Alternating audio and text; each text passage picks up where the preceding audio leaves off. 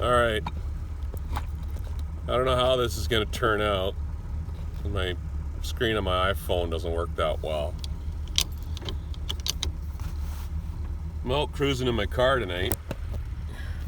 See the streets here. Fairly quiet night in my 1938 Plymouth. And today I'm going to do my own version of Cars and Coffee.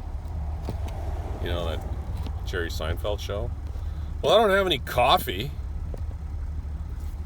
but I got a car. I got a 1938 car, and I'm driving around, relaxing, enjoying things. I'm just going to drive, and I'm going to talk, and I'm going to talk about things.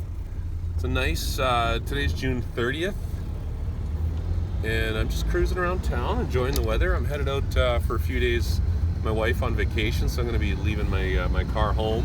I'm going to miss it, so I thought I'd go out one night for a drive here before we head out.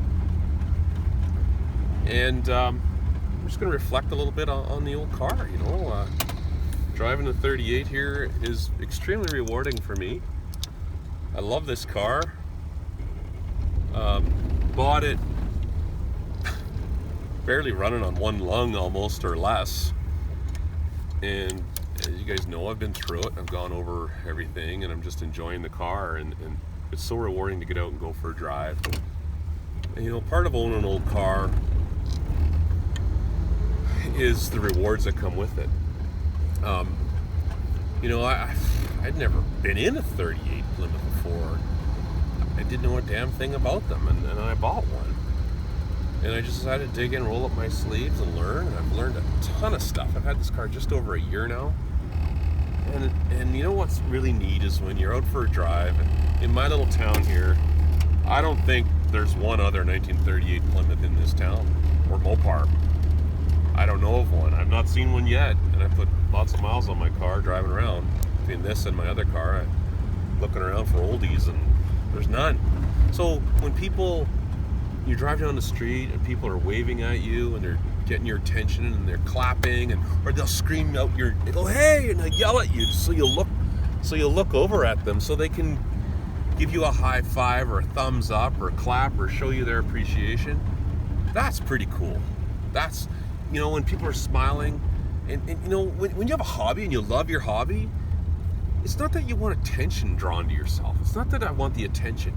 It's that you love something so much and you pour so much time and effort into it that, there's a guy waving, that when somebody else, hey Shannon, when somebody else I know, when somebody else likes your hobby and likes what you've done, and they're into your car, man, that's cool. That's just a neat feeling, And I'll probably be doing a lot of waving here. A lot of people want to wave at me. That's just a cool feeling when people are into your car. So it's so rewarding. The other part of it for me is, I don't know, just old stuff is neat to me. I don't know why. Most people, it's junk. It's old crap that breaks down that nobody wants to work on anymore, or don't want to bother, or it's too much hassle or too much effort. For me, it's a challenge, and I love the knowledge that I've learned. I've learned so much about these old cars, and a year later, I don't know that I could have predicted this, but my other car is a 1953, and now that I've had this 38 for a year, and I've done so many things to it, and gone through different sections of the car and all the different systems, the 53 is almost too new for me. Like, I prefer the 38. It's just simple. It's easy to work on. Every car is going to have shit go wrong. You're going to have to troubleshoot and find it. But this is stripped down, and it's basic. It's easy, and it's different. Like I said, there's none of those around. There's no 53 Chryslers around either, and that car is cool. It gets a lot of attention, but I don't know what to say. I got a warm spot, a little bit warm spot in my heart here for this 1938. I don't know. 53 Chrysler's cool too. But now let's talk about what other things I see people doing. Some of the trends that are fashionable in cars. People are doing their own thing, and that's fine. Do whatever you want. You don't have to restore the car. You don't have to keep it stock. If you want to chop it, lower it, French it, whatever the sayings are, whatever. Do whatever you want. It's your car. For me personally, when I bought this car, I had initially I had ideas that I was going to restore this thing because it's cool and it's unique and maybe make it like new, someday maybe paint it.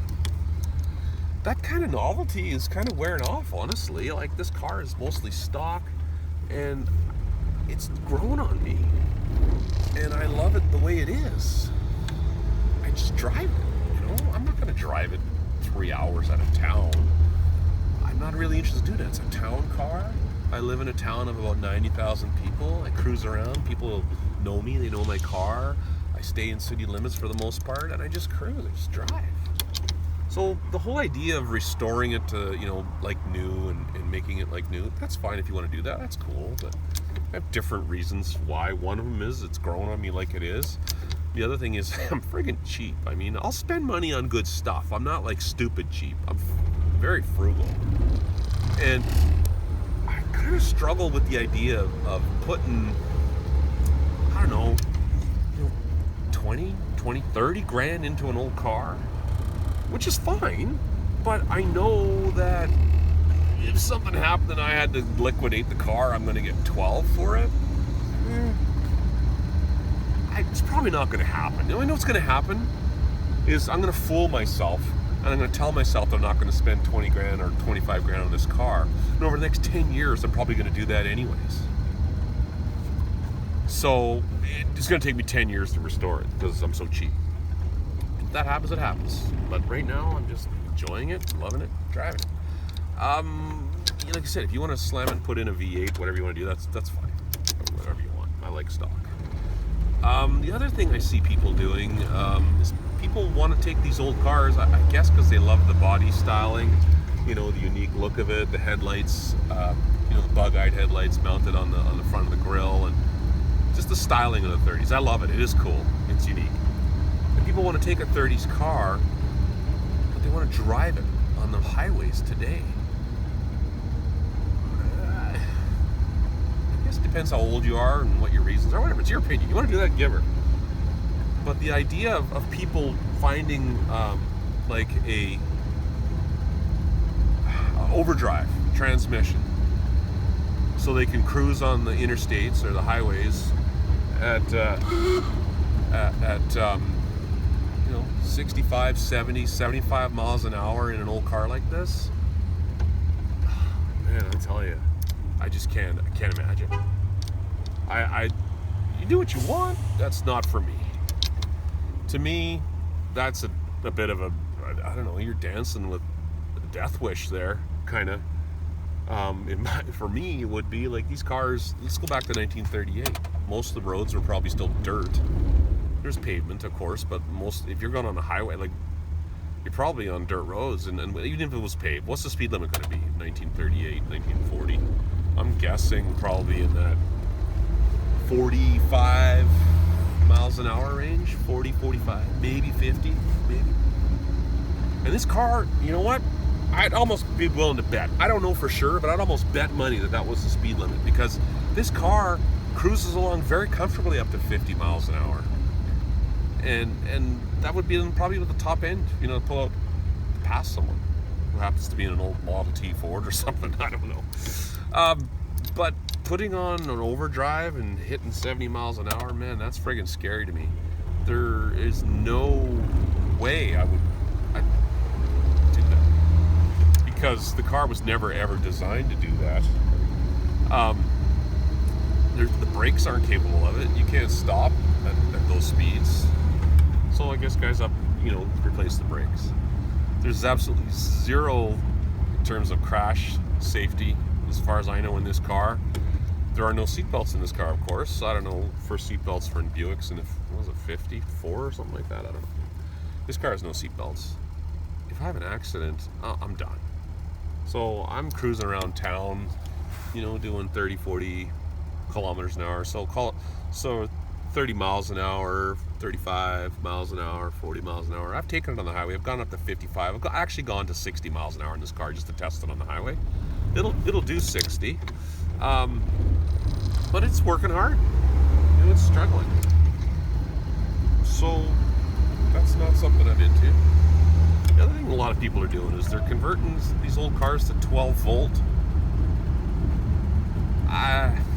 don't get it either. I guess if it's a daily driver for you, it's a year-round car, and you take it out in bad weather, and you want electric wipers, you want brighter headlights because you drive at night, you maybe want a modern stereo, you want to charge your cell phone, I guess. You want to get away from maybe the old system where, regulators and voltage regulators. It requires maintenance. I get it. 6 volt. However, in a flathead stock car, especially a 6-cylinder or a 4-cylinder, 6 volt is totally adequate. Totally. You do not need 12 volts. 12 volts is going to spin faster. It's going to crank over. It's going to have, easier starting. I get it. If you had a Hemi or a straight 8, in one of these old cars, I'd probably want 12 volt. But I can't imagine why I would ever convert this to 12 volt. Even my 53 Chrysler, it's 6 volt. And I have no reason to, it's got the 265 cubic inch engine, it's bigger. I have absolutely no reason to go to 12 volt. Well, I'm a fair weather driver. I'm into the vintage car hobby. I drive it in nice weather. Very little driving at night in the dark. Very little. It's kind of a treat for me to be able to use my headlights. I sometimes stay out late so I can use my headlights. Try to. But I guess if maybe you needed a new regulator and you're struggling and you need a new alternator or your generator stopped working and you want to go to an alternator, maybe I kind of can see it, I guess. But if you can learn how to look after the 6 volt system, it's awesome. Like, it's not hard. Just do a little reading, understand it. I also have no reason to go to Pentronics, like solid state ignition. I got points. I bought a dwell meter. I understand how it works. I've gone through the wiring. I've replaced it. It works awesome.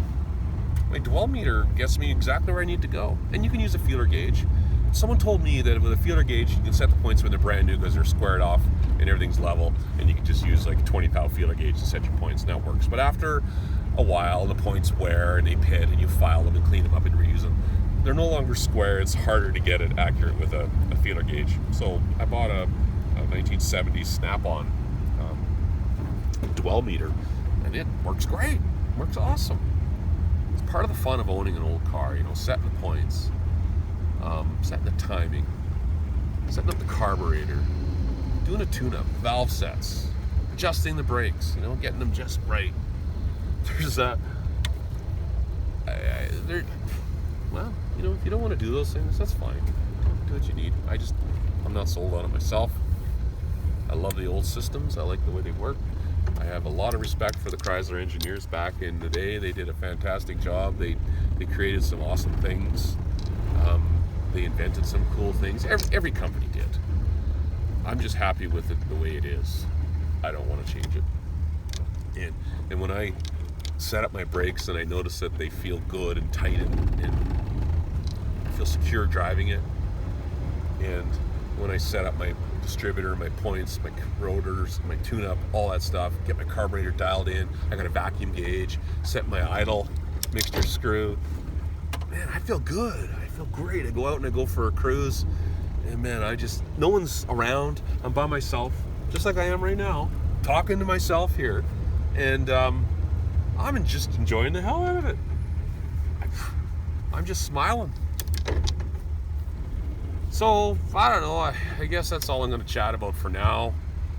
That's a long enough video, I guess I rambled on, but just some of my musings here about old cars, what I love about them, and why I drive one, and why it's stock. Runs damn fine. Really happy with it. So I ended up at a park, and that's the river down there. The river's high, and we toured around town, and this is my hometown. This is where I drive my radio.